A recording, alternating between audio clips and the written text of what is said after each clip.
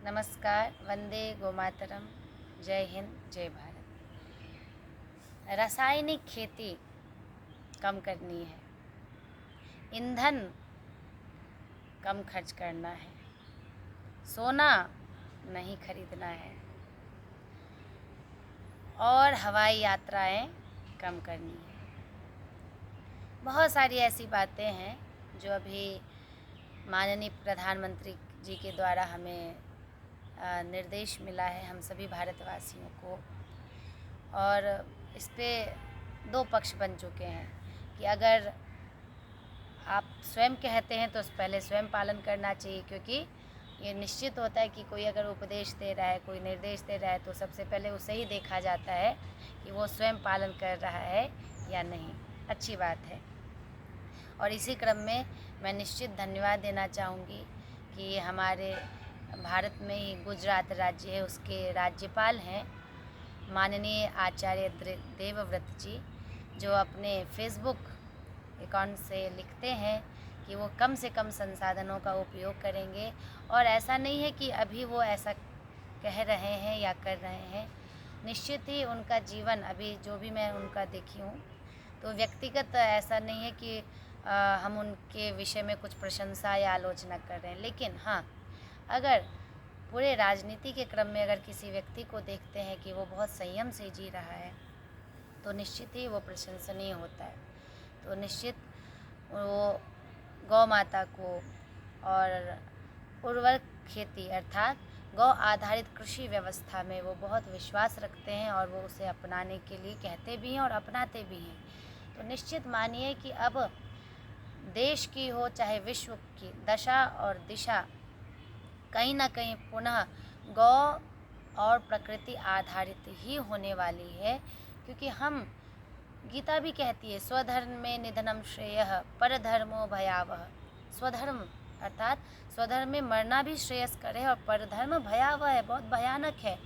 तो हमारी संस्कृति का हमारे रूट में अगर हम जाएं तो निश्चित ही हमारी व्यवस्था गौ आधारित कृषि व्यवस्था थी, गौ आधारित चिकित्सा व्यवस्था थी। इस कारण हमारे जो भी पूर्वज थे वो पूर्ण स्वस्थ हैं। आज स्वस्थता प्राप्त करने के लिए हम इन वृक्षों के बीच आते हैं, हम योगाभ्यास करते हैं, ना जाने क्या क्या उपाय करते हैं, और फिर जब पुनः उन्हीं जीवन शैली में इनसे अलग हटके जीवन शैली में जाते हैं तो फिर बीमार हो जाते हैं। अनेक रोगों का घर हमारा शरीर हो जाता है।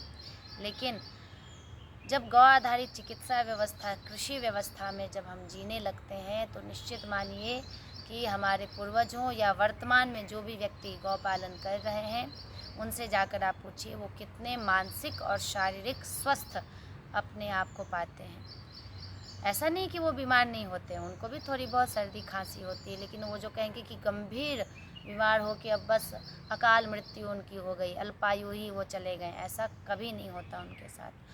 और निश्चित जब हम अपनी कृषि व्यवस्था को पुनः गौ आधारित नंदी आधारित बनाएंगे तो हमारे देश में जो ये गौ हत्या का कलंक है वो मिटेगा। और इसको मिटाने के लिए हम सबको एकजुट होकर गौ सम्मान आवाहन अभियान, ये एक ऐसा अभियान है जहाँ कोई संस्था नहीं है, एकमात्र नंदी बाबा इसके अध्यक्ष हैं, गौ माता संरक्षिका है, और नो डोनेशन पे ये अभियान चल रहा है।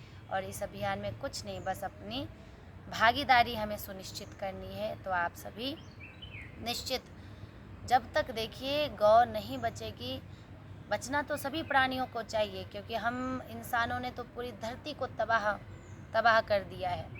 आज पूरी पृथ्वी त्राहिमाम कर रही है, इन पेड़ पौधों के कारण नहीं, या कुछ जो पशु पक्षी हैं उनके कारण नहीं। पशु पक्षी और ये वृक्ष तो धरती को पोषण दे रहे हैं, लेकिन आज यदि कोई धरती का शोषण कर रहा है वो एकमात्र हम और आप हैं, हम मनुष्य हैं।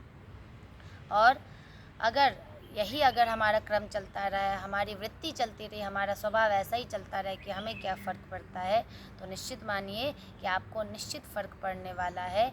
अगर हम धरती के पोषण के विषय में, धरती की सुरक्षा के विषय में चिंता नहीं करें तो धरती माता भी, ये प्रकृति माँ भी हमें पूर्ण असुरक्षित नहीं, पूर्ण विनाश की ओर ले जाएगी। क्योंकि अगर ये बहुत दुर्बल हैं तो बहुत सबल भी हैं, क्योंकि यही दुर्गा हैं, यही काली हैं और यही चामुंडा हैं।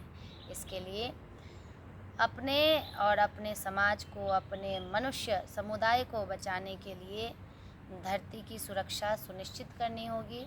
और धरती की सुरक्षा सुनिश्चित करने के लिए वृक्षों की, गायों की और प्रकृति से संबंधित जो भी प्रकृति को पोषण दे रहा है, धरती को सुरक्षित कर रहा है, धरती को आनंद में ले जा रहा है, उन सब को बचाने के लिए हमें कृत संकल्पित होना होगा। चाहे वो नदी हो, चाहे पौधे हों, चाहे गाय हो।